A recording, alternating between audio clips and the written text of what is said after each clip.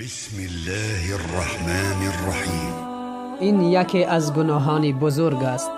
رسول اکرم صلی الله علیه و سلم گفت دروغ باب است از بابهای نفاق، یعنی که بدی. و گفتند که دروغ روزی را کم میکند. باز گفتند بازرگانان، سوداگران نابکارند، چون که در خرید و فروش دروغ میگویند و قسمی بر دروغ میخورند و گناهکار میشوند.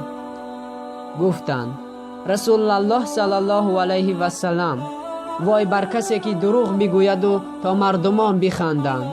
خداوند بزرگ گفته است دروغ کسانی که میگویند که ایمان ندارند.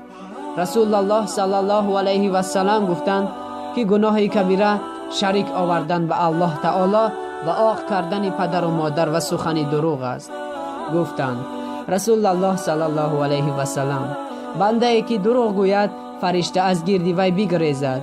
از این جهت گفته اند که عطسه در وقت سخنگویی بر راستی سخن دلالت می کند. در خبر است که عطسه از فرشته است و خمیازه از شیطان. اگر سخن دروغ باشد فرشته حاضر نمی شود و عطسه نمی آید.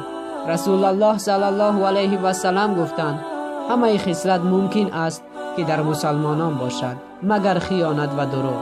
السلام علیکم و رحمت الله و برکاته.